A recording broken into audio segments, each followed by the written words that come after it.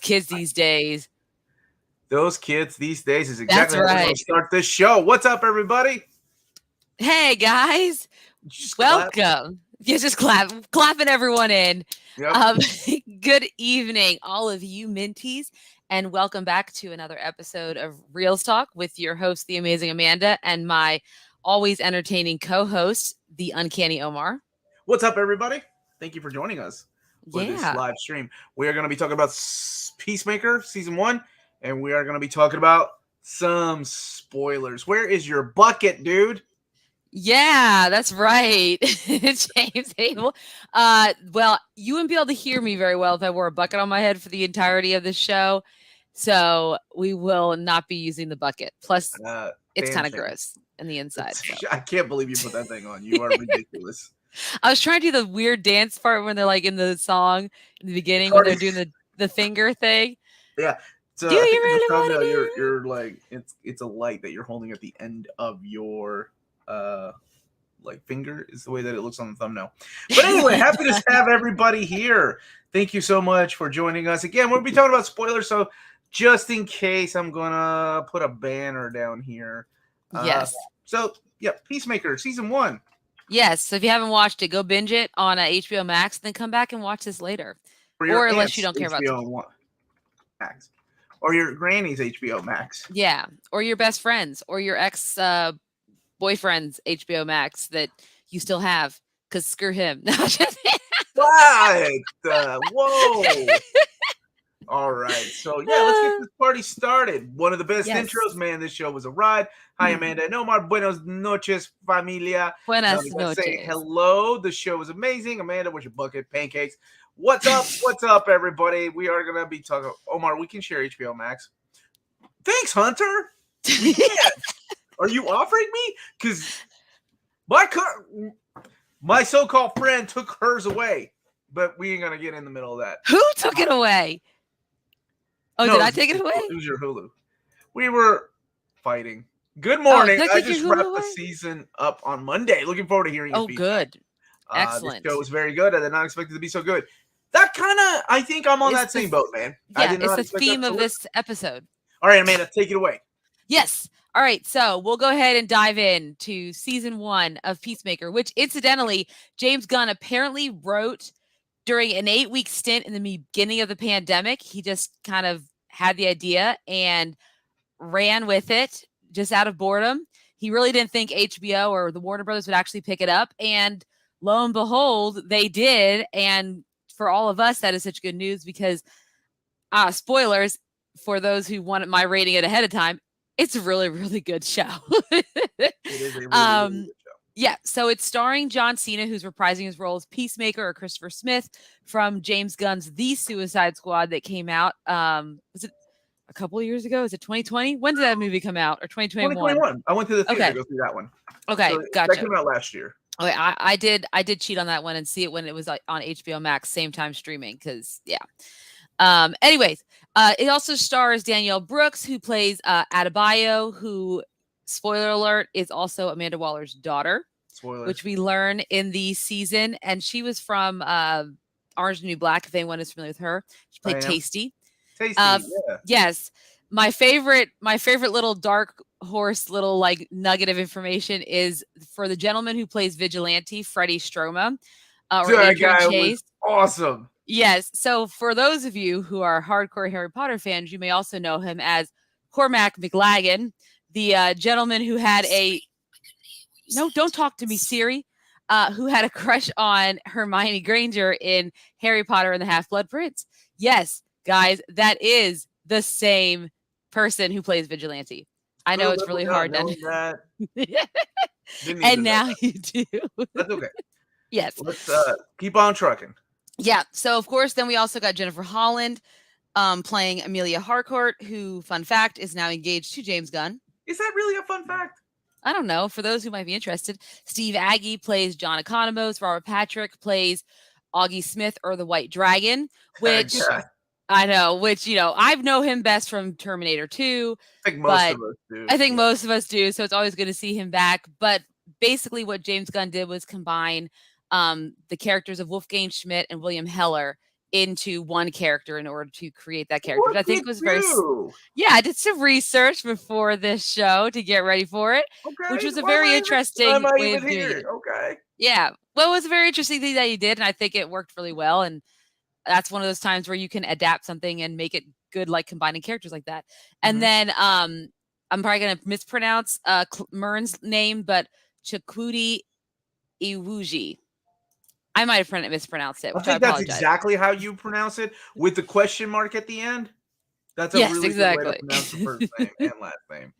Yes. So this show is great, full of fun 8 episodes that are full of action and some drama and a lot of swearing and a A lot of lot of swearing. violence, but a lot of heart and a lot of eagly because we cannot have enough of this No, bird. no, that bird in the intro steals the intro. I know it's a catchy song. I know the dance routine. I'm sure we're gonna see it at a lot of conventions from different cosplayers. Uh-huh. But the highlight of that intro is when the bird, Eagly, misses his mark and he steps just he scoots his 2 little feet up because he realizes he misses his mark on the landing.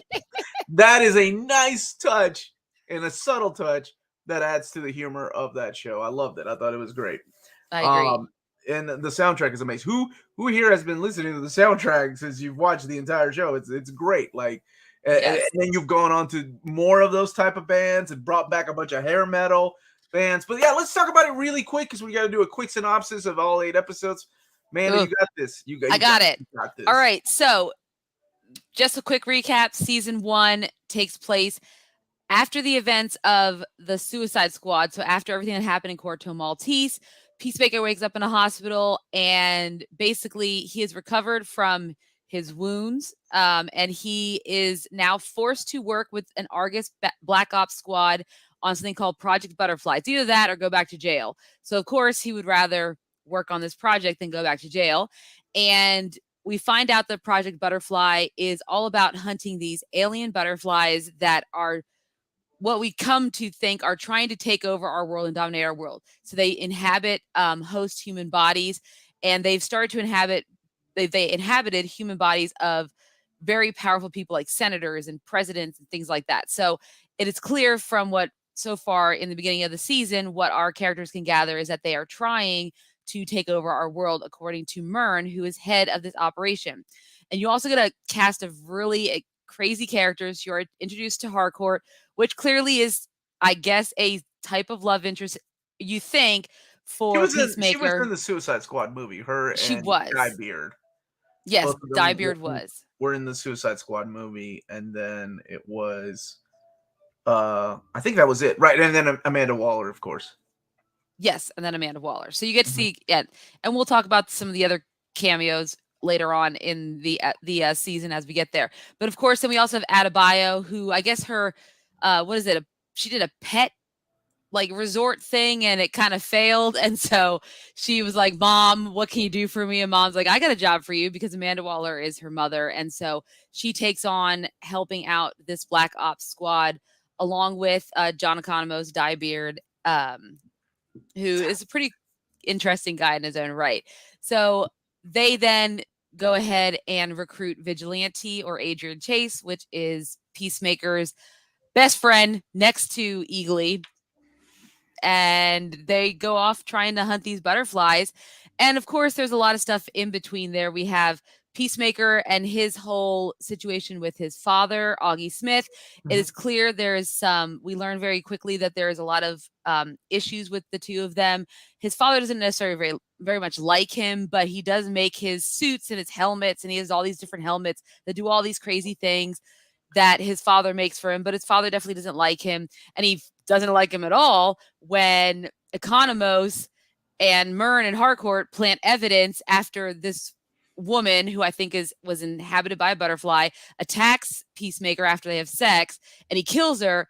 But then they plant evidence to make it look like his father killed her, and so his father ends up in jail, and so his father is now pissed off at him and wants to Oh, kill do him we as not well. have a GIF of That fight scene, Oh, just the dance in his tidy whities is what I was looking Oh, for that's from that scene. right. I love No, I do that. not have that.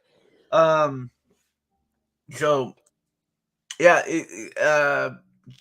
so the secret behind the butterflies thing was kind of kept to about episode 6, I think, right? Yes. Like in Mhm. episode 6, you get to find out exactly what their true motives are and who is a butterfly. And once a butterfly has infected your brain, You're potentially gone. it's gone. Like your part of Yeah. you still exists inside of that brain, but it's like just it's not like you're dead pretty much. It's just your memories that are living. Yes. Yeah, and they take on those memories. And we find out later on in the season that the reason Murn knows so much about the butterflies is because he is in fact a butterfly himself. And he doesn't agree with the butterflies' plan to, he says, to dominate our world. And so he wants to stop them. And that is what the Argus Project Butterfly is all about, is trying to stop them. And the way they're going to stop them is by stopping the only food source they can consume, which is some type of amber fluid that is only milked from a massive space cow, which now in retrospect, I wish I found a gift for that, but I could not. Massive But space cow gif. I'm on it. GIF. Yes. Meanwhile, you have a lot of stuff that happens in between. So you have two detectives, Detective Song, Detective Fitzgibbons, who are trying to find out who really killed this woman. And of course, Augie Smith leads them on the chase, and they come to realize that he in fact did not kill her. It was Peacemaker. And while the plant that Murn had inside the police station tries to shut all that down, she, of course, goes over his head to a judge because he is her uncle. And she's able to release Augie Smith, even though she doesn't want to because he is a white supremacist. Yep, Space Cow, exactly. Massive space cow gif. Mission accomplished. You're welcome. Sorry for the Yes, because he is a white supremacist and overall bad guy, but he obviously didn't kill this woman. So then you have Vigilante and then you have Vigilante and Peacemaker who are interrogating a butterfly because earlier in the season, when they go to kill one of their targets, which is a senator named Senator Goff, they have to kill him and his family. And Peacemaker kind of stops. He doesn't know if he wants to kill like that anymore. And then he realizes they're all butterflies because their weird tongues kind of go down. That was And even though you knew they were aliens, that was still a messed up scene because you have kids. Anytime you involve yes, a which they scene didn't show the kids like getting actually shot, Yeah, just I the know. mom. Yeah, I'm but still, surprised you didn't. they're still gonna end up getting Actually, I don't know if this is still true, and please, if somebody's watching right now, correct me. But in cable television, there are rules, like network television and all that. That they have rules about kids. Like it's a weird rule. Like a kid can be shown killing another kid. yeah. A kid can be shown killing an adult, but for some reason, I think it's an adult can't be shown killing a kid. I don't know if that still stands, and because this is, And that uh, was a big deal with The Walking Dead episode 1 where Rick Grimes has to but shoot the little girl yeah, zombie but the loophole was that she was already dead, so and she zombies was a don't count, zombie. right? Yes. But Yeah, I I don't know remember about cable television if that rule stands. I doubt it. You know, just even because of well, some yeah, of because we've seen yeah. them in movies, like where people kill kids in movies, Ugh, but yeah. I don't know if it's in cable television. But if somebody knows, by all means, please Let share. us know what the rules are. Yes, because I guess since HBO, it'd still be on HBO, the actual, right? Hmm. The Yeah. actual, yeah, channel. So there are still rules that apply there. But anyway, so when they have to go kill Goff, he's not able to do it. So Vigilante has to step in and he kills the kids, he kills the mom, but he doesn't get Goff. And then Judo Master shows up. And Judo Master, what a character, what an interesting character, who clearly knows what the motives of the butterflies are and chooses to work with them. Which at first you think, well, that's interesting. Why would he want them to dominate the world? And later on, when we actually hear from the Goff butterfly, when he is later in Detective Song, you come to realize, the reasoning. I love these well-rounded villains with good reasons for doing what they do. Dude, I that guy, appreciate that sometimes. that fight between Diebeard and Judo Master was awesome. You just kept beating him down. Yes. Then he got shot. You're like, is Judo Master? Nope, he's still alive. He's still alive. He's still there. No, he's a yeah. What did Peacemaker say that he's not dead? He'll like the ninja powers inside of him were gonna like rise up, and Yeah. Adam Pyle was like, that is not a real thing. But yet he is still alive. So there we Yep. go. So they were at first they don't kill the Goth butterfly, but Judo Master takes. Makes sense. There were a lot of F-bombs dropped in this entire series, though. Each Yeah, that's episode, interesting. I wonder is um vigilante nonchalantly killing a family is fun and disconcerting. He is a really interesting guy. Okay, go ahead, Amanda. yeah, no, you're fine. And so when they're both captured by Judo Master, and of course we get this amazing scene with the vigilante where he is trying to make sure he doesn't recognize them. And he's all trapped. Yeah. I love this guy. He's like my favorite character of all times. Besides being kind of cute, but also what a great character. So dumb. So amazing. Well, we'll talk about that Yes, we'll stuff talk here in a about that second, in a but second. So then the rest of the team have to try to save them. And while Peacemaker does shoot Goff and the butterfly emerges, he doesn't kill the butterfly. He ends up trapping it, unbeknownst to everyone else, and keeps it like as a pet, takes a little bit of the amber fluid and is feeding it. And when he's doing that, the Goff butterfly, that's what I'm gonna call it because it's the easiest thing to call it, because there's lots of butterflies, but the Goff butterfly draws a peace sign with the amber liquid on the jar. And of course, this freaks out Peacemaker. Then him and Vigilante have a really great back and forth of doing yes or no questions where Vigilante wants to figure out what his favorite color is.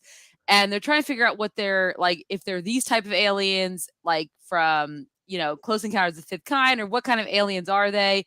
Are they going to like impregnate us? And I love how Vigilante was like, is that how else am I going to experience motherhood? Like, because he has so many questions about it. Such great lines. But of course, when he's tortured, I love the chemistry between him and John Cena when he's being tortured. And like John Cena's like letting him get his toe cut off, and he was like, "Oh, because you were teaching me a lesson." Yeah, that's right. Apparently, and so Vigilante was recasted 5 episodes in, I think, and they reshot a huge chunk. Really, I didn't know that. There Can't was imagine anybody else's Vigilante now. That's just the way. There was another gentleman who was casted. I've looked him up. I didn't recognize him from anything. He wasn't in anything very famous or very popular, I guess, or in the pop culture. So I don't know if it just wasn't a good fit. Maybe he wasn't a good fit with the humor 5 and the episodes tone. in. It's a little hard to start reshooting. Judo Master would breathe through his kidney, or his kidney would do the work of his heart, while he allows his heart to stop when playing dead. Judo Master. That's crazy. Judo And Master. The opening is catchy as hell, and so is that dance. Yes. Fun fact: Wigwam. The band who created that song. Where are they now on Spotify?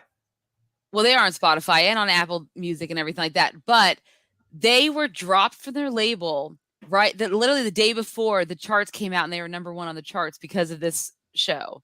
So I bet their label is really rethinking what they just did to them. Yeah, that was a mistake, man. Because now they have like the number 1 song. I believe Chris Conrad. I'm gonna look up Chris Conrad. Yes, Amanda. I'm just here because I need to know Uncharted. Good or bad? I did see that. When we're done, we'll talk quickly about Uncharted when we're done with this, because I do have thoughts about that movie. I did go see it. I saw it on Saturday, so I have thoughts. And not not all of them are about the fact that they showed a ton of shirtless Tom Holland scenes, but none of Mark Wahlberg. I'm in now. Anyways, so yes, so then of course the detectives or the police go after Peacemaker and Vigilante, who are in his trailer, and they're only able to escape because that plant within the the officer, I think police chief Locke or whatever his name is, who I thought was a butterfly. Well, he becomes one eventually, but he was working with Myrn. I think he's just a bad guy, like the original Myrn his own cops. Like, what the hell? Yeah, because they never really explained that, did they? Like, they just, I guess. Well, because he'll do anything to stop it. I think. Well, because later on we find out that when the Mern butterfly is talking about Mern's memories, he was not a good guy. This guy is friends with him, so he's not a good guy. So I don't think he's above killing cops. That's why I think that works there.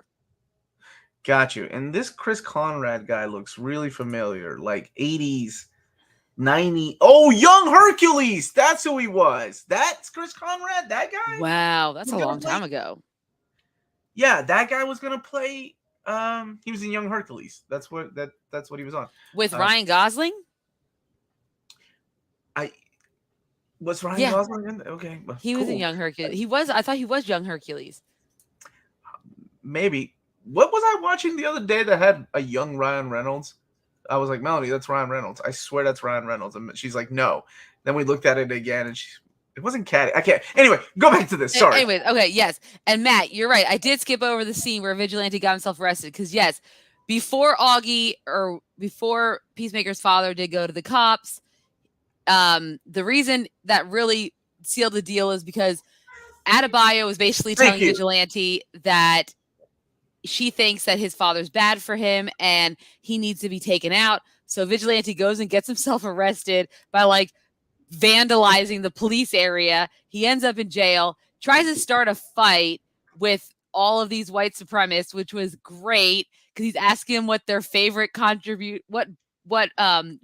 favorite contribution Black people did for America. Dude, and these guys was so awesome. It was awesome. He kicked all their asses. Even though Augie, of course, was not going to fight him because he's not stupid, because he's been around the block before. But of course, then he gets bailed out by Harcourt, and of course, Augie, that's what prompts him to speak Detective Song. So thank you for reminding me, Matt. There's a lot that goes on with each of these characters in this show. So during that whole ensuing fight with the police and Peacemaker and Vigilante trying to escape, the Goth Butterfly escapes and he goes right into Detective Song. So now Detective Song is now owned or inhabited by the Goth Butterfly, who is the leader of all the butterflies. Then we have this amazing scene with this awesome song by Reckless Love called Monster, which I listened to in the car today. You should probably listen to it, but it reminds me of the scene every time. She gets all of her alien butterfly friends. They go and invade the police station and inhabit all the policemen, the officers, including Locke, who has all the memories about what Project Butterfly is now. And so that means that Butterfly does have all that information, all of the inmates that are there, everything. And you have that amazing scene where they're all trying to smile at the end, which is just an amazing scene, because they're like, oh, I forget that each human being, a kick-ass scene. You have to get used to how they smile. They all smile differently. I agree. That was probably my favorite. Probably because the song was really good in the background too. Barbie Girl's Vigilante's ringtone. Probably the same reaction I had when Wolverine was driving Cyclops' car in X-Men 2. And when he turns the car on, it starts playing In Sync, Bye Bye Bye. Do y'all remember that? Was that too long ago? Was that too long ago? X-Men Did they 2? do that? Yeah, that was the joke. I don't remember X. I didn't remember NSYNC. Got into Cyclops' car to drive it, like he stole it, right, to go and do something in X-Men United, and it started playing Bye Bye Bye. That's awesome. Cyclops likes In Sync. I had that same reaction with Vigilante and Barbie Girl. Yeah, my husband said he's gonna make it his ringtone next. He does that. He likes to make ironic ringtones as his ringtones. Interesting. Yeah, so he wants to use that as his next ringtone.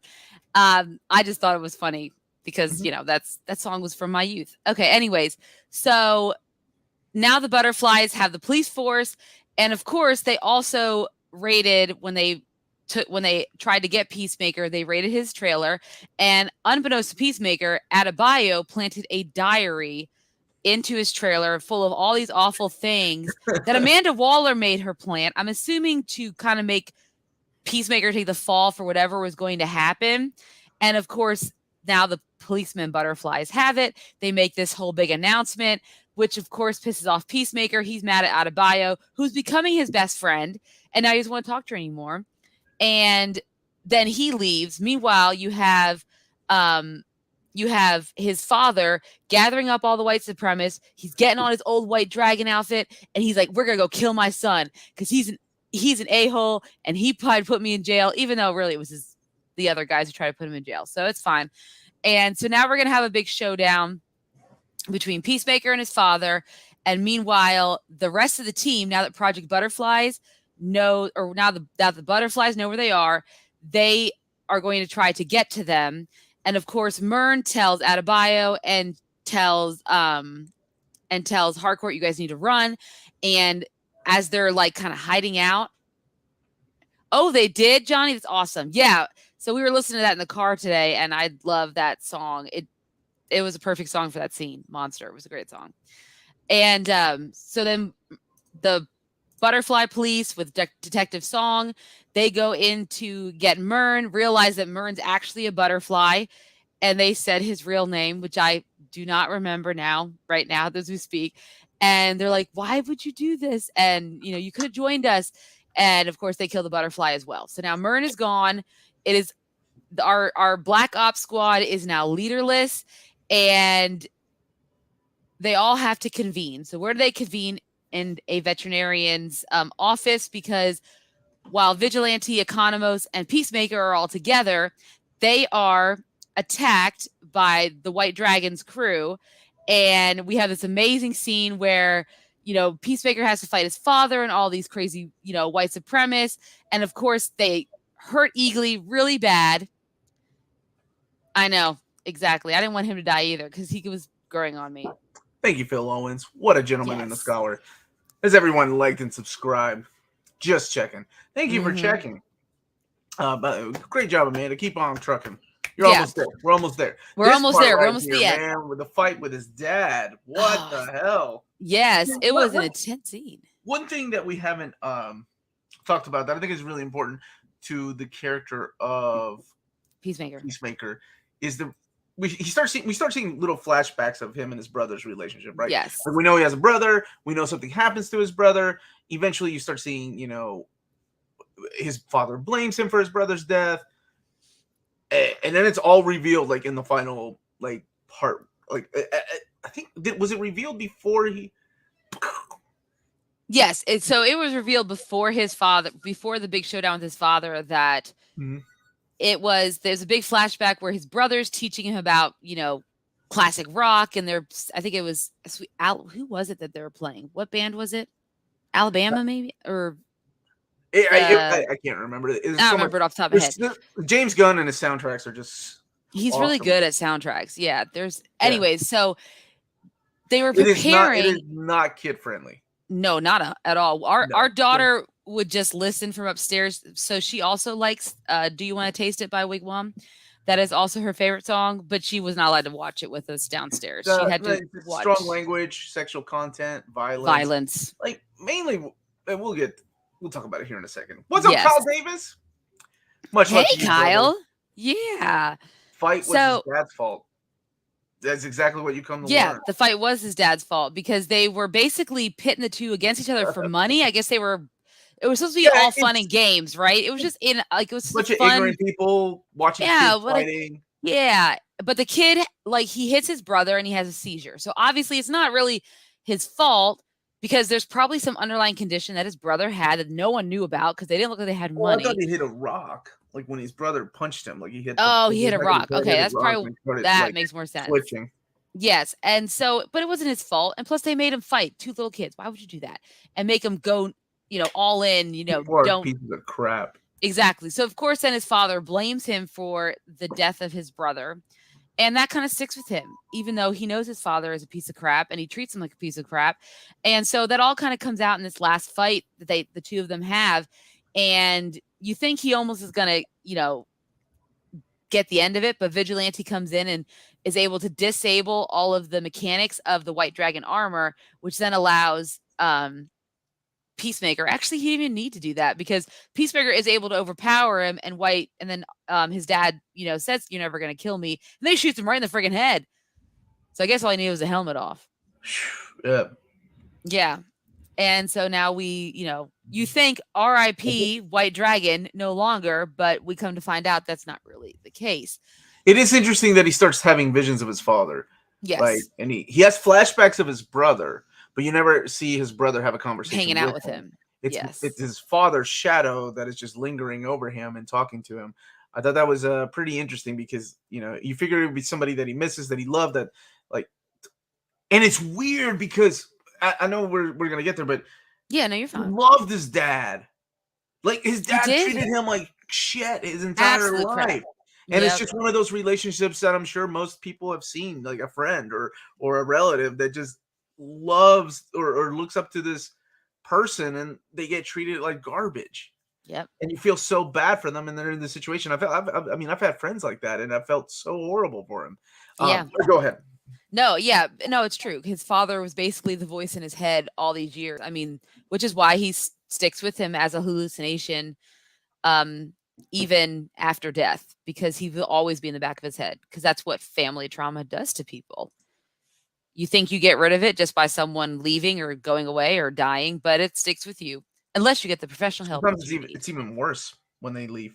Exactly, because you never got because even though he did, I guess you could say, got some type of closure by killing him, but at the end of the day, he really didn't, because what he really wanted was for his dad to come to his senses and be a dad, but that was never going to happen.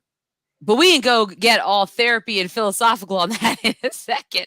So now that the White Dragon storyline has kind of been, taken out, they end up taking Eagly to a veterinarian's office, which I love that Vigilante's holding the veterinarian and his people hostage, the assistants hostage. Like, they've seen our faces, like, we've got to kill him, like, but no one really wants to kill him. But just Vigilante, because he has this whole thing about people seeing his face and the whole secret identity kind of stuff. And then Harcourt and Adebayo show up, let them know Myrn is dead. And basically they're like, so it's just us. What can we do? Adebayo calls, her mom, we need backup, we need something. The Justice League, where's all these people, right? But no response. So what's the end of the day? They decide we still need to do something. We need to stop them. For Myrn, for everything, we need to try to stop the butterflies. Because they know now that they know where this space cow is. The what? You stop. Did I stop? You stop the what? You stop. Oh, you no. Stop I know. I saw that. Am I good now? You're good. Yeah, I can hear you now. Yeah. So. Thank you, Colin. Put this in mute. Then go back and watch it. So is this original? This is an original story for Peacemaker. That is a question for Omar. Actually, there is a lot that was they took liberties with, including the White Dragon, including his relationship with his family, and then there's things that are a little like Peacemaker. But let's finish it and then we'll talk about. I want to talk about some Easter eggs, and I want to talk about this movie, the show. The show. Yeah. So anyway, so they decide that they're going to do it themselves. So they go to the site because they don't want them to move the cow. If they move the cow, transport it in whatever little portal they have, it'll be gone to them and they'll never find it. Right. So they need to do that. So they go ahead and they go to the site of this ranch barn where the cow is being hidden underground. And they're trying to figure out how they're going to do this. And they're like, well, we need someone who can fly. Eagly will take this sonic boom helmet, which he'll drop into the barn. And then it has 3 detonators 3 times. So we'll detonate 3 times and it'll kill the cow. Of course, that doesn't work. Eagly, they thought, Peacemaker said he understood him, but he doesn't really understand him. And he kind of flies off. So they have to go find the helmet.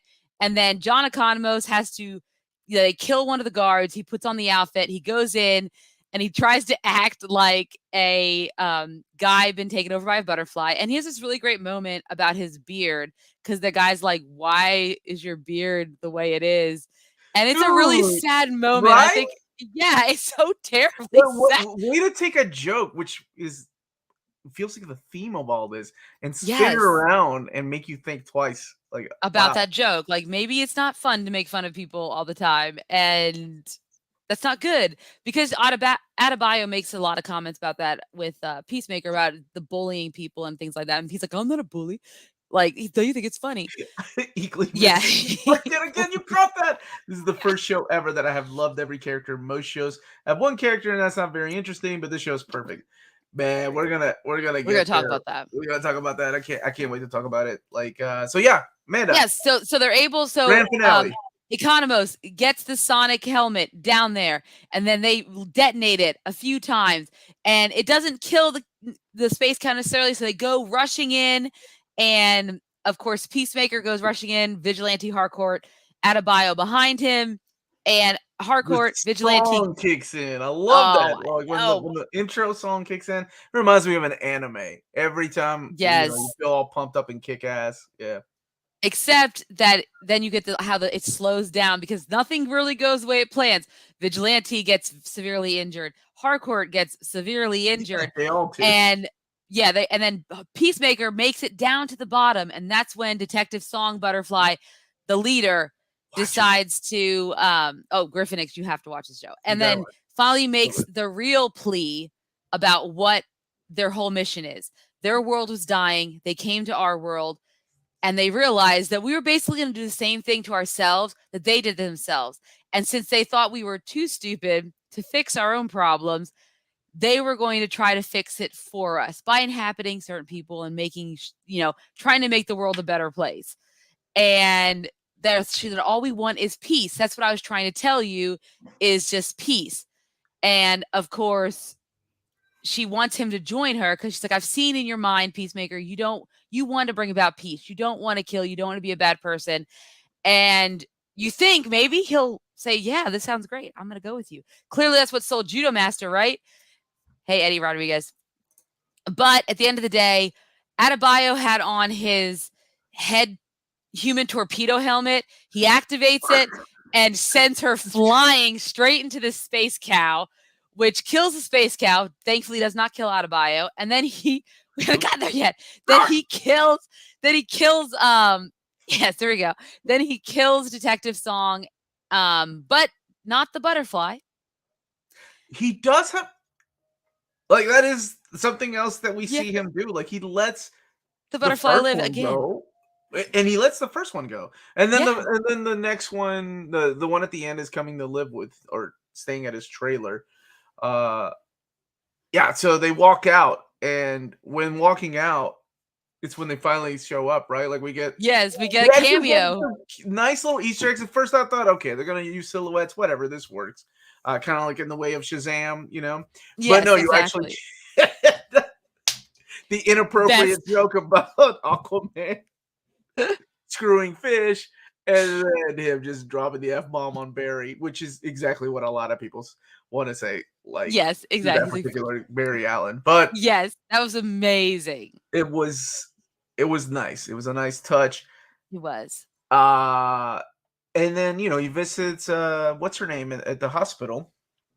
Yep, Harcourt. And so he visits Harcourt at the hospital.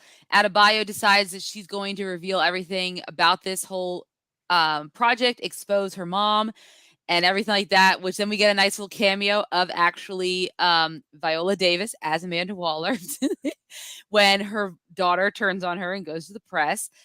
And then we get a nice little ending where he's just sitting down on his porch. Eagly's there. He has his little butterfly and he's feeding the butterfly the amber fluid. And then his father's hallucination goes and sits down next to him. And man, it's such a bittersweet ending because this guy still has a lot of issues to work through. We have so much to do in season 2, and it just gets you really excited for what's going to happen next. And that's synopsis of that was well done. Well done. Thank you. Well done. No, seriously. Okay. Let's jump right in, and everybody jump right in and talk to us, and we'll read the comments later on if you've watched this after the show is done being live. So going in, I watched the first episode, and I was like, the first 3 episodes came out back to back on HBO Max. Peacemaker was one of the characters from Suicide Squad that I was like, really? That guy's getting his own series? I'd rather watch a Ratcatcher series. I'd rather watch a Polka Dot Man series. Yeah. Pretty much anybody in freaking Suicide Squad besides John Cena's Peacemaker. I didn't care. Because John Cena's Peacemaker was an okay part of the Suicide Squad. He was over the top, and to me, right? He was over the top. He's supposed to be this culturally insensitive guy on purpose, right? Yeah. Inappropriate, sexist. And then, and when, and I know we're talking about spoilers about this, but, he kills, Rick Flag in the Suicide Squad. So that's messed up because he'll do whatever it takes for peace, right? Mm-hmm. So when the show got announced, I was like, really? This better be like a flashback or something. But it wasn't, right? So I watched the first episode. I'm like, yeah. And here's my thing. Like the first episode I watched, and I was like, man, this has a lot of vulgarity. And I have a potty mouth. If you know me, I curse a lot. And I thought just it was every few seconds, it was like F bomb, and then the see you next Tuesday, and Yeah. but it was every character. It wasn't just one or two characters. So I was like, ugh, man, is it? And I hate to say this. I think I texted you this. I think that's, I remember saying, I think my days of like enjoying Kevin Smith movies and dialogue Yeah. that were like this are just in the past, right? It's not like I'm Yes. better than that. It's not like I just don't find it humorous. That's not what. Yeah. You Your don't know humor this has. because I talk like that. That's my wife saying she didn't even notice. Yes, your humor evolves over time, Yeah, right? you To know, and different I'm things. I'm not saying I'm watching Abbott and Costello, which is wonderful, but you know, it's a lot different than what it used to be.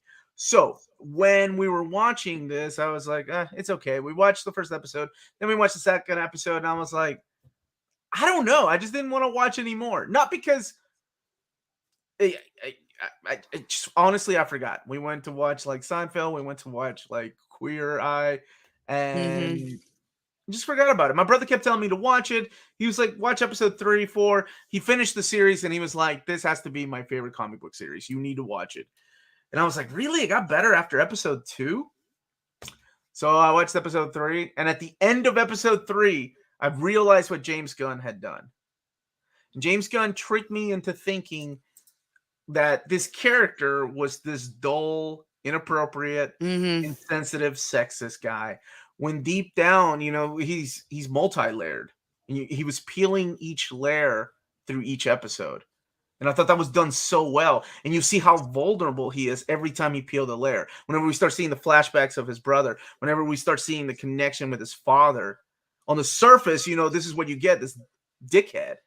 But down below, man, it's this guy that's just broken, that like is rejected by everybody. Like even that scene, the little scene that you showed here, this was very important.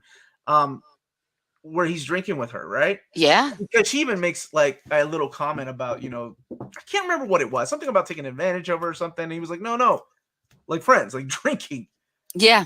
I thought that was a nice little touch because it kind of shows what people think of him, like the type Yep. of person that he is. Man, I was not expecting to love this show as much as I did. Like everything about it. And then you throw in Vigilante, who is probably one of the best characters of any show. Like the way that Of he's any show. written, of any show. The way that Yes. it's written, the way that, you know, it reminds me, like he pisses me off. And I was telling Amanda, like, he pisses me off because he reminds me a lot of my brother, like the way that my brother drives me insane. We're arguing about something, even though he knows that he's agreeing with me, he just wants to argue for the sake of arguing. That's Yes. where my brother messes with me. And so I was like, oh, that's why I like Vigilante a lot, because he annoys the piss out of me. Now I don't know if he's on the spectrum or not, the character. But there were scenes that made me think that he was, just the way that he was handling situations. Not because I don't think he was purposely being a prick, right? I think it was just the way that he was dealing with Yes. certain situations that made me think, oh, maybe he is, you know, borderline. So I've said a lot. What about you, Amanda? What did you think? Like going in, like you watch the first episode, you were like, this is awesome. I'm watch them all. Yeah. Well, so I remember watching the first episode when the show was first came out, because it was like, superhero show, gotta watch it. And Right. the first episode didn't necessarily hold my attention like you know, I don't know if I was expecting it to or not, because I didn't know much about Peacemaker. I mean, yeah, it was John Cena, and I've liked him in other stuff. I thought he was funny, like in Trainwreck, for example, or that one weird movie that he played a dad when they're trying to keep their kids from sleeping after Oh, the prom night. I don't know, whatever that movie. knockers, cockmonkers, blockers. Blockers, yeah, that one. That was it. Yes. So, I've seen him a couple of things. Obviously, I knew he was comedic, but I was like, yeah, John Cena, not really my thing, but I'm gonna watch it. It's a superhero TV show or comic book TV show. Wasn't a fan of the first episode.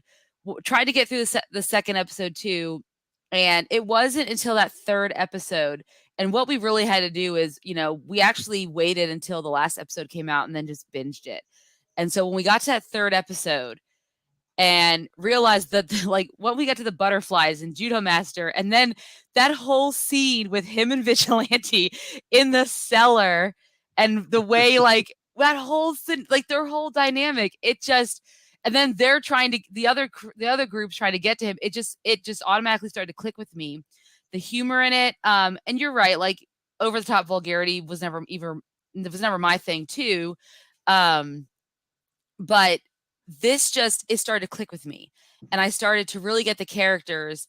And I actually have watched this show now probably twice since. Really? Yeah, I've gone back and rewatched all the episodes, and I've come to enjoy it a lot more watching it the second time around too, because you start to realize different things of the mystery of the butterflies as it unravels, or little things about, Adebayo's secret thing with her mom and how it all kind of comes together, right? And I just really enjoyed, like, what I really enjoyed about this show is that, it's, I guess, supposed to be part of this shared universe with DCU, but it's not like we need to talk about X, Y, and Z because it needs to be in this because it's part of our shared universe. It really gave you a lot of time to focus on these characters that each one of them, for me, I felt were very well-rounded, especially in the group. Even the detectives, like even Detective Song and everything like that, they had such a well-rounded character arcs and well-rounded, stories that kind of went with them, that I ended up enjoying each and every one of them. There wasn't a single one that I was like, if they weren't in the show, I could do without of it. Would do without, I would be okay with it. You needed each and every person in this show to make this show work, which also I think says a lot about the casting as well. And Small but Log points something out here real yeah. quick. The tone of the comics for a lot of these characters are a lot different than the tone of the movie, or I'm sorry, the TV show. Vigilante is not like Vigilante in the TV show at all. Okay. But that's okay. I know there are people that want their comic book movies to be comic book perfect. Yes. I don't have to have that. I'm okay with a huge, and there is a big difference, and I loved it. Still like Peacemaker. I think it's a great comic. Or, Vigilante. Still enjoyed it, but yeah. Character moments, connections, showing the flaws in everybody. Yes. Even characters like you're not supposed to like. I like that. I really enjoy that about it. It takes a really good creative person to make you care about somebody that at first you're like, oh my gosh, anybody but this character, please. Yes. And then you start, they start opening these doors that let you in. And a powerful. So I felt that way about Diebeard. Like, I was like, he's just, what is he doing there? Finale, right? Like, and it wasn't until the finale when. Well, not even then, but when they're in the little like trailer SUV kind of thing, and Peacemaker realizes that he actually likes the metal music, the music that, like, what is it, Hanu Park, or I've only seen it one time, so I can't remember. Yeah, all I remember is that moment where she took a picture of them. Yes, that was such a cool moment. It was such a great moment. I get it. Yes, I get that connection, and I thought something was going on when she was doing that. I'm like, oh man, is she going to be like a spy? What's happening? Yeah, but she was just genuinely taking a picture of a good time having like all these characters. Buddies. Man, that scene with Eagly, dude. Like the first time he hugged him, I was like, oh, like we've got the gift, right? Like, yeah. We're the first time that Eagly hugs him, Eagly is like, it's so over the top. I'm like, is that Eagle hugging him? That's awesome. I love that. Oh my god, when Eagly got hurt and he's praying over Eagly, and Adebayo sees it and she's watching, and then she starts recalling what he says about prayer, and that hit me, man. That was rough. Like, and then Eagly gets up and like hugs him. Oh, dude. That was so good. Hanio rocks. Yes. There we go. That was so good. Like, I love this show. That was great. Oh, yeah. I don't think I would change a thing. I think that's the way you're supposed to go in. I'm not supposed to like these people. I don't care about these characters. They're not likable characters. But you start seeing why. You start seeing people's flaws. I love that, man. It was great. Yes. So yeah, what else? What everybody else think? Have you all seen it? Yeah. I mean, What, and that's what were your favorite? What were your favorite moments? Him killing his dad, dude. that was He hard. shot his Yes. dad. Like I didn't see that happening because I didn't he think he would kill loves him. his dad. Like Yeah. worships the ground his dad lives on, and had to do it, right? Yeah. No, it's like what I just love about it is the feeling I get, and I think it's just the amalgamation of everything. Like, obviously, an excellent score, excellent soundtrack, right? And I think that really Absolutely. does, for me at least, it makes or breaks. It can make or break a movie or TV show, like You had to what pay you've an got arm and a going on. leg for this show. Is all I'm. Oh Well, yeah, maybe a lot of hair metal bands and yeah. I mean, a bands lot of them like nobody's heard of here in America, right? yeah, because the one band they did, I was like, oh, is that a metal cover of One Direction's "Drag Me Down"? What the heck? So of course I looked it up, because obviously, but from the perfect, curation of a soundtrack that just sticks with you long after the show's over, to just the themes and the show itself, the characters, they stick with you enough for me to want to revisit it. Like, I gotta be honest, guys, I don't think I've rewatched any of the Marvel shows more than once. I've seen them all through, maybe watched 1 or 2 episodes, maybe only WandaVision because my daughter likes when Wanda's pregnant. It's a thing. But anyways, that might be it. But this one, like wanting to, like, it sticks in my head. It sticks with me long after it's over. And I think that speaks volumes about the type of show that it is, and John Cena. Can we just talk about how, like, everyone gives The Rock so much credit, wrestler turned actor, but The Rock is just playing The Rock in everything he plays, right? And he has mediocre Very charismatic, chemistry. very, very, Like, very I funny, mean, of course. if you saw Jungle Cruise, he's supposed to be, him and Emily Blunt are supposed to be love interest, but it doesn't. I don't feel it. Like, there's not, like, it doesn't exist. Jungle Cruise. I was like, what? Okay. Yeah. But in this one, John Cena, like, just impressed with the range he shows in this TV series. And someone early in the chat mentioned that he actually played the piano himself. What? Oh, he does? That's Yeah, cool. if you remember that scene where he played the piano, yeah, he actually did it himself. I will say that I will tell you, I was having a hard time coming up with a number for this show. Like, I'm like, oh man, I'm gonna have to rate it tonight. And I've only seen it one time, and it stuck with me. And was it better than most of the shows that we had seen?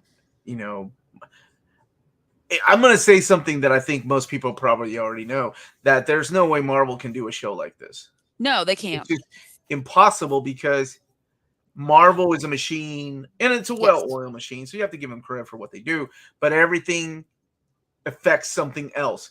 A show like Peacemaker would be the setup to whatever movies or the next show, and it would be important that you had to throw them in there. I mean, they are guided by different producers and people that are in charge. That's why a lot of people cannot work for Marvel. That's why we've had directors come in like Sam Raimi or I'm sorry, who's the guy that did Ant-Man that walked away? Oh, it's the guy from Scott Pilgrim. Edgar Wright. Yeah, Edgar Wright walked away, brought in, and they had to bring Peyton Reed in. Scott Derrickson walked away, brought in Sam Raimi. It's like you couldn't have I don't know, I say that, but maybe on Hulu they could do like a Deadpool type of show.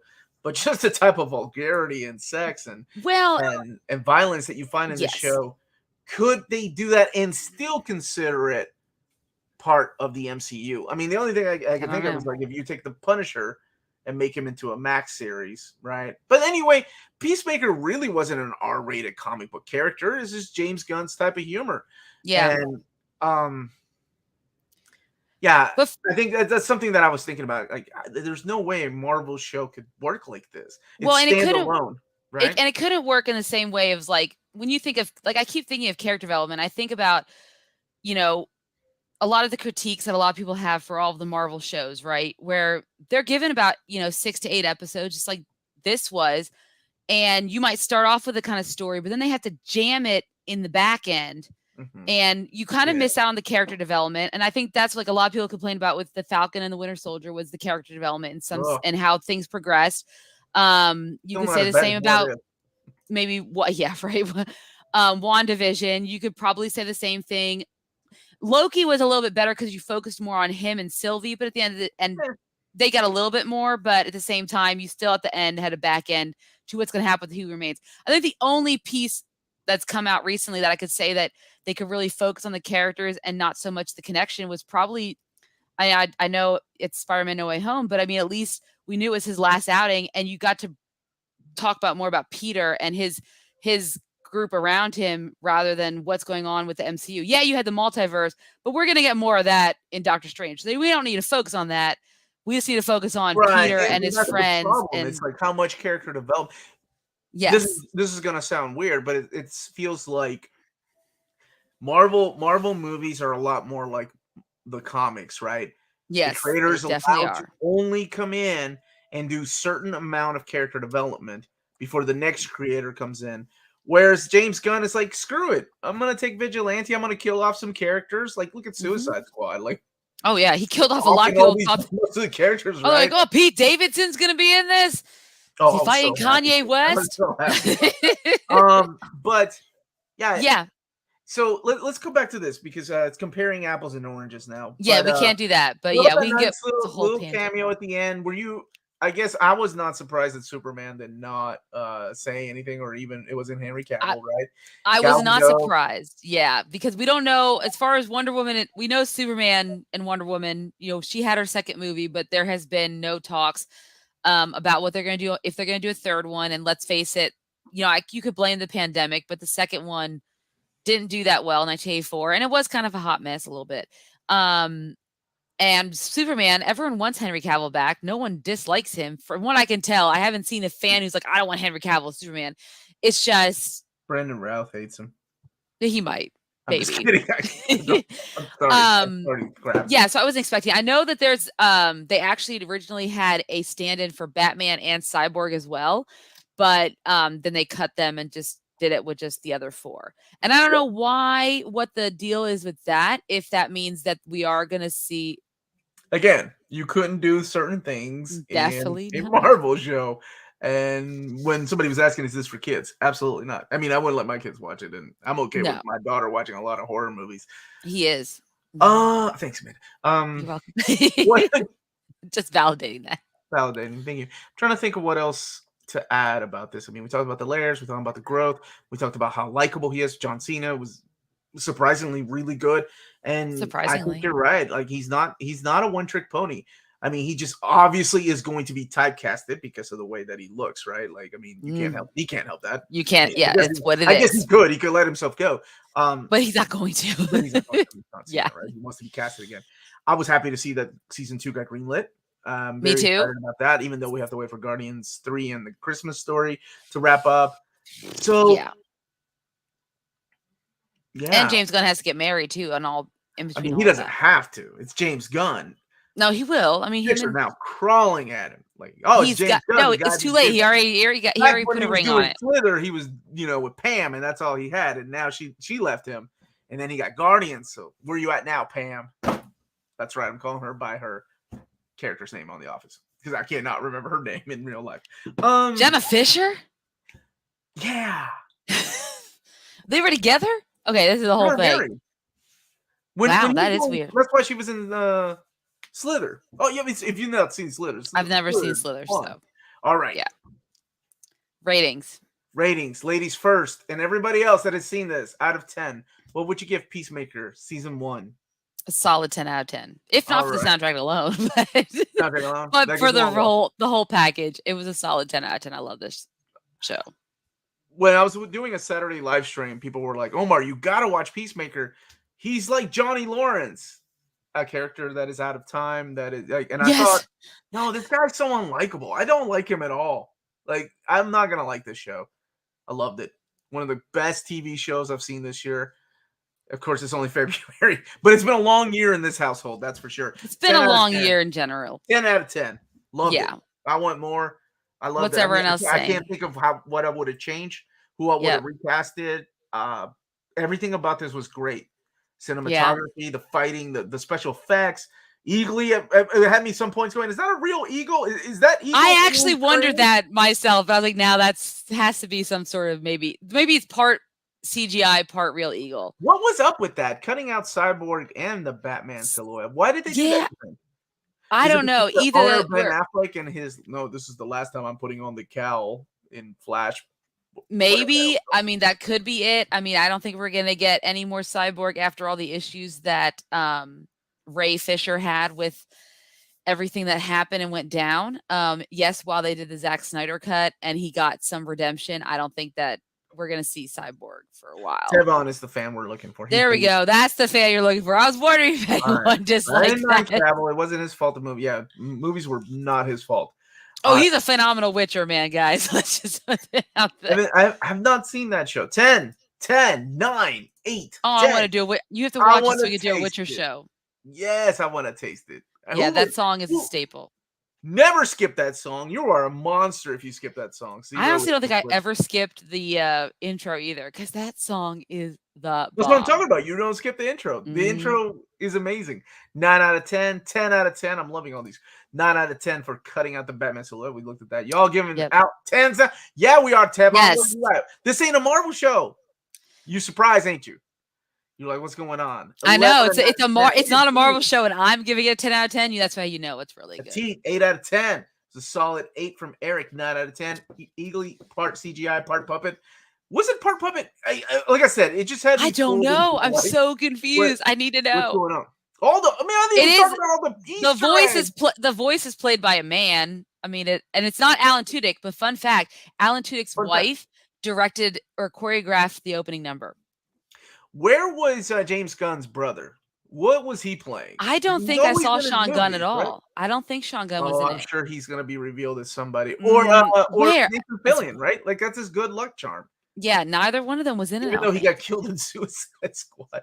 He did. So some of the Easter eggs, of course, the ties to Doom Patrol, him making fun of the Justice League. What was it? The Eclipso thing. The diary had the Wayne Foundation. I thought that was funny. When they were talking about Batmite. So maybe Batmite. And not Matter Eater Lad. Somebody brought that up earlier. Yeah, they did. The Legion of Superheroes character. But also Doll Man. And then him defeating Kite Man. So he's got like the newspaper that's hanging up that's like the Peacemaker defeats Kite Man. There was one other one that I noticed, but not there. I mean, there were a lot of references on purpose, right? Especially when he's talking to the kids at the school about the Justice League. Okay, so the puppet used in the scene where Eagly and Diebeard were in okay. I could see that being a puppet, yeah. John Gunn was one of the butterfly. I'm sure he was. I was trying to think, There were a lot of things that had me rolling in this, like genuinely, like I thought were funny, like the whole scissor. I know. God. Well, I love that they brought up where is it? The Mandela effect. She's like, it's the Berenstain Bears. Yeah, they're having an argument. Yes, because that's one of those things. I love the Mandela effect because I've fallen prey to that too with the whole Sinbad was a movie called Shazam that never really happened thing. Kazam. Yeah, it never happened, but I believe it. It happened. Like I am totally You're into. Oh my gosh. I'm Mandela effect. You have a Mandela effect. Yes, yeah. This one, you Canadian tuxedo. What the? Some of the names that we're calling each other, like I do want to go back and rewatch it because it did genuinely crack me up. Especially, like I said, the dynamic between Vigilante. Well, like I said, when he was like, how will I ever experience the joys of mother?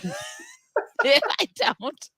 If an alien doesn't impregnate me, I don't think he's being an idiot. I think it just doesn't. Okay, Kazam exists, and I refuse to accept anything other than that. Agree, Curtis. We can all live in our Mandela effect. I know he together. purposely filmed something recently, or a few years ago. To make a joke? To make a joke on the fact that he was Kazam.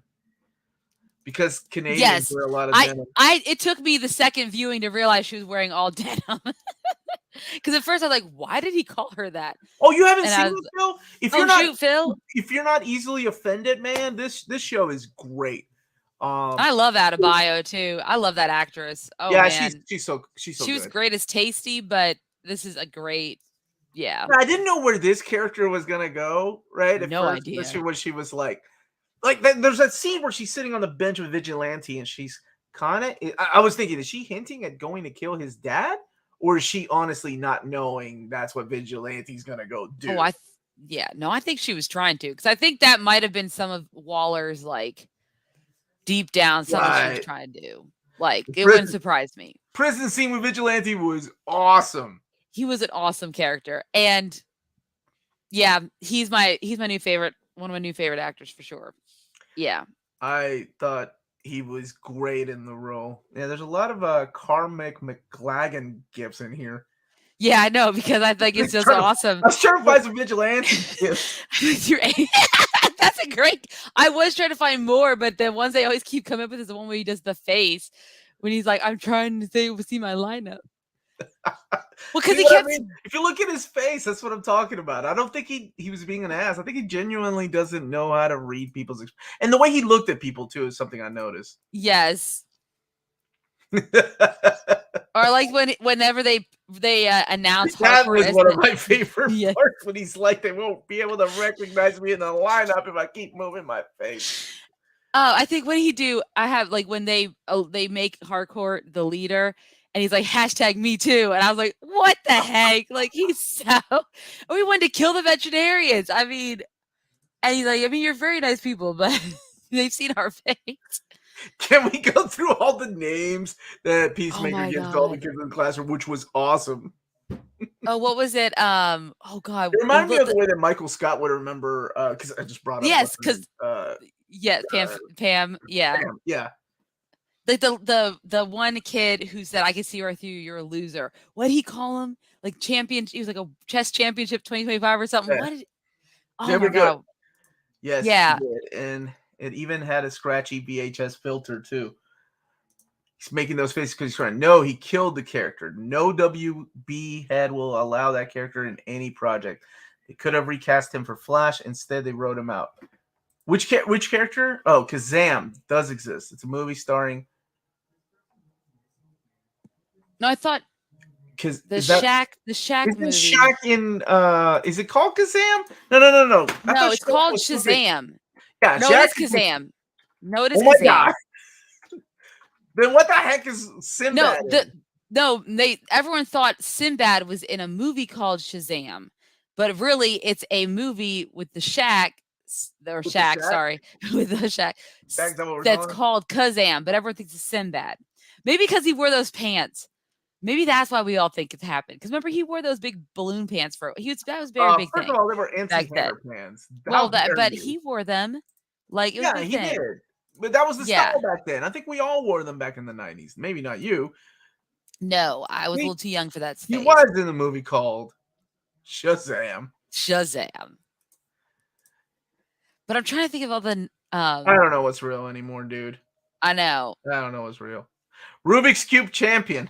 Rubik's Cube champion 2025 or something like that. Is that what he said? It was great. He made some.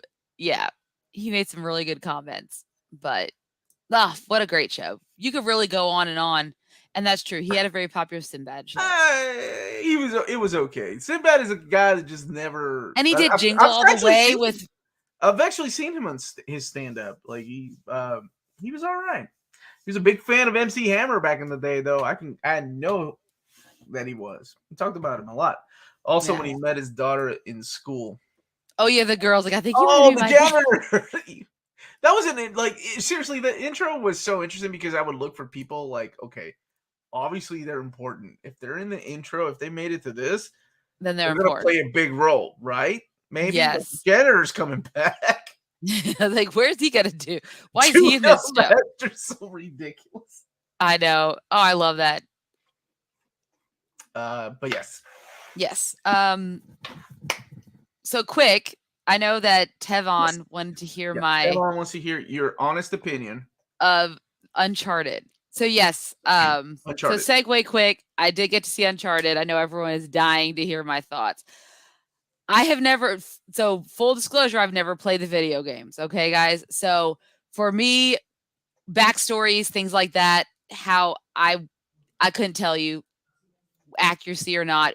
I could just base that upon what other people tell me on if they play the games and how they feel about the accuracy of the movie. With that said, like comics, I think it's okay, especially if you've been playing video games for a long time and expecting a good movie. You've been shit out of luck for years. Yeah, I think your best bet is Detective Pikachu. I honestly can agree with that. Maybe Sonic was solid too, but yeah, every freaking adaptation of a video game has We'll been see how this Halo TV show does. First Mortal Kombat. I will say, Yeah. the first Mortal Kombat was a lot of fun. You knew what you were in for. That's it. Yes. All right. Exactly. Second one was the new ones were ridiculous. Okay. So it's really hard. First of all, it's really hard. And maybe it's just this role in particular I forgot to talk shake. About that guy. Sorry, the old guy. That's right. Was awesome. Where's your cast of villains? Batman's got villains. All right, go ahead. Yeah. No. So I will say it's really hard to shake Peter Parker from Tom Holland. So I'm gonna say that off the bat, especially when in the opening scene he does land just like Spider-Man. Which is obviously probably not the right thing to do. I don't know why. What's the landing? You know, when he does when his hand goes down, he looks up like he's like kind of slouched. Yeah, something like that. Mm-hmm. He does it all the time. Like you see it in a lot of the Spider-Man movies. So maybe not the best thing to do when you're trying to shed that character. Okay. But they definitely wanted to give him more edge. He swears a lot. He's like, I mean, PG-13 swearing. So like the SHIT word and stuff like that. Okay. But the movie was, with me not knowing anything about the things, it was what I would consider a average run-of-the-mill action movie with every action movie trope that you would expect from an action movie. There wasn't anything new or different in it. Mark Wahlberg was being his Mark Wahlbergian self. Tom Holland is charismatic. He is, you know. I was wondering if we still had the gifts from, the movie we reviewed. What was that crappy movie you and I reviewed? The Happening?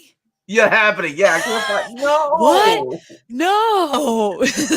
No, I don't think we have this anymore. Nope. Yeah, or the Black Widow landing. Either one, it just very superhero. Not something that you should do in this movie if you're trying to shake that. Maybe they should have casted someone slightly older. I know he is 25 in real life. What'd you say? No, I'm not saying like older, because it's funny. Like someone had said, I saw someone who said like Mark Wahlberg should have played Nathan Drake. And at the same breath, they're saying Nathan Fillion's too old. They're the same fucking age. I don't think people realize that Mark Wahlberg and Nathan Fillion are the same age. Wahlberg is insane. It's just about how people. He wakes up at 3:00 in the morning. Works out it's just about how people age. So people probably think Mark Wahlberg's in his like 40s, but he's actually 50 as well. So it is hard to like. Oh no, if you're saying that, then yes, Nathan Fillion could have played Nathan Drake. But maybe someone who could have been more seen like in their late 20s or early 30s. And maybe that's just Tom Holland will look older eventually. I don't know. The trees. And I agree with Rodimus that I think it should have been an older actor. I think it would have been really cool. I thought it should have been the guy that was in the movie. The one who made it, or Antonio Banderas. Well, he plays the villain. He would have been a good Sully. Oh, he would have been a good Sully. It would have been a cool like diversity dynamic there. You are 100% right. That is my whole problem with the idea of a movie that is based on a video game. That was the original idea behind the video game, is to just homaging all these action. Well, and that's the problem, because it's like National Treasure. It's like Indiana Jones. It's like Jungle Cruise. It's like Jumanji. Like all those things, but you've seen it done with slightly better dialogue, slightly better action. Actually, not all the action was that terrible. There was some good action in it, some good CGI, but all done better. Like they're searching for like lost treasure. Well, I think the National Treasure, the Nick Cage, their search for it was a much better puzzle and mystery than this one. Like it wasn't the best. But, like even the Jungle Cruise one was like. I've not heard anybody talk about this movie, because usually word of mouth, Like I remember when the Mummy movie came out, people were like, "Okay, you gotta go see it. It's not a horror movie. It's just fun popcorn flick." And it turned out to be like one of the biggest it was a great film. Yeah. It's still not the Tom Cruise one, guys. Not the Tom Cruise one. Not the Tom Cruise one. Dark universe or whatever the hell he was doing. Yeah. How are the action scenes in Uncharted? So some of the way they were filmed, it was pretty cool. It did make you feel like you're almost in like a video game. They did a kind of like a first person viewpoints in some aspects. So I did get some video game vibes from some of the action sequences. Some of the things they did, tricks they did that would remind me of something that you would have to do in an action video game. But so they were good. I mean, nothing that was new and different out of this world. They had a cameo by Nolan North, who does voice the original Nathan Drake in the facial and the facial capture. Yeah. So he did do a cameo, which he could have played Sully. I mean, if you want to do. Yeah, exactly. This show, it did take a long time. You bring up a good point. This film took a long time to get made. It went through multiple directors, iterations before it landed with what it got. Now, needless to say, it made a lot of money this past weekend. Which I heard it was number 1 because there was like hardly any competition, right? Well, no, yeah, there was basically no competition. Tom Holland is solidifying himself as a bankable star for right now. It sets it up. There are some end credit scenes. It sets up sequels, and brings about other characters. I had to read about later on because I'm assuming these characters are in the video game, and they are. Yes, and yeah, Matt, you're right. Batman comes out this week, and so that's gonna. Yeah. I can't wait for Batman. I'm super excited about that. So it's gonna blow it out of the water, and yeah, I mean, it was a perfectly fine film, like a 5 out of 10. It was just one of the. I mean, it wasn't. It's gonna be hard for me to watch again. Like you would buy. I don't know if I'd buy it, but if it came out on Netflix, I'd probably watch it. Okay. Well, just in the background or something.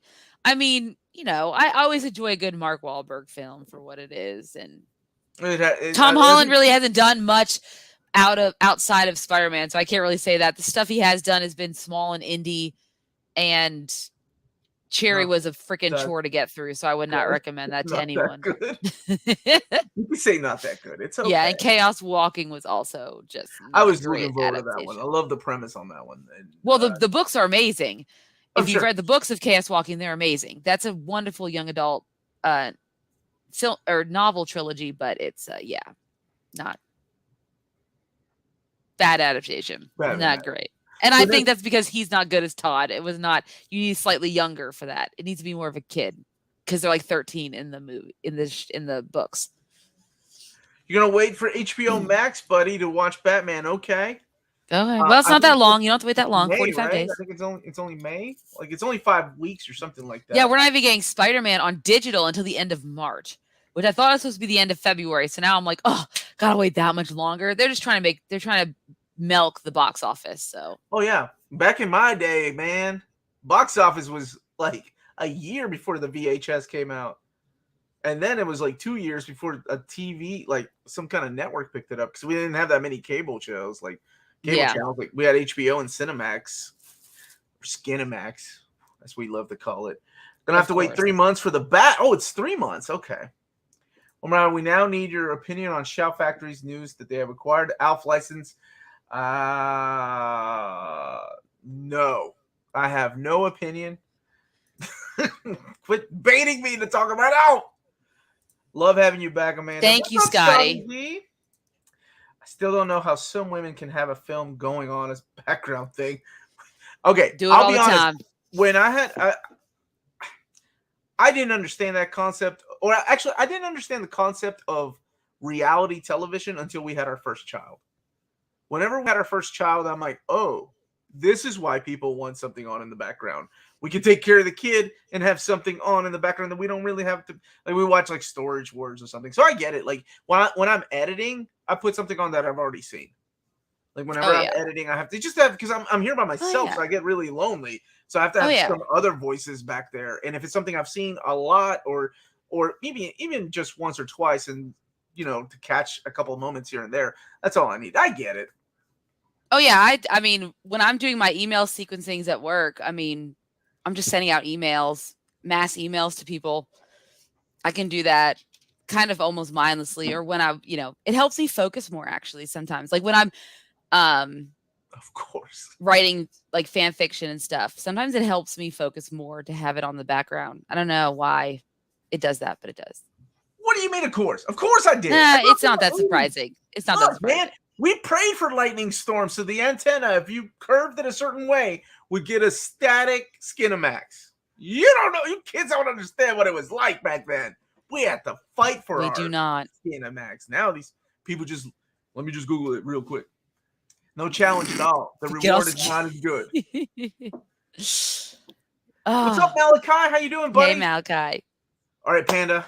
You got to get going, I know. So let's wrap it up. Next week, we will be back with, you want to do Batman? Probably Batman, because I don't know what else I would rather do. And then give us a review on Batman, which will be a little bit more timely this time instead of like a whole week out. But yeah, we'll do Batman next week, guys. So get ready for that because I'm super excited. All right. There we go. You have it. There's our schedule. Next Friday night, 8 p.m. Next Friday night. Bat channel, same bat time. We finally get to say that. It actually makes sense now. Yes, I know. Holy Gotham Batman. Okay. Was that? Well, I was thinking. So if you ever, Eminem does a little skit before his song "Business" on his Eminem show sound CD, and it has the Holy Bat. Yeah, dressed as Batman. Yeah, I think so. Yeah, he's got anyways. Eminem's all over Spotify, man. It's crazy. Well, yeah, I'm glad people are rediscovering him and Dr. Dre. Yeah, it makes me happy. So yeah, man. All right, Panda. So. Thank you guys so much for watching. Don't forget to hit that like and subscribe button. And remember to follow us on all of our social media channels at @NearMintCon. Remember to check us out on Patreon if you want to support us and support Omar as he moves into his bigger house. And for $1 a month or more, you can get a lot of awesome, amazing near mint condition extra content, like Omar doing the Peacemaker dance in his own tidy whities. In my that is a thing. I said it. Anymore. He'll buy some for you guys. So $1 a month or more, get on it. Also remember that we have some great gear on Spreadshop. Is that right? Yep. Yep. So if you want some near mint condition merchandise, check it out on Spreadshop. And remember, guys, if it's classy and cool, it must be near mint. Good journey. We will see you all next week for the Batman. The Batman. Hit that like button on the way out. Yes. Good night, everyone.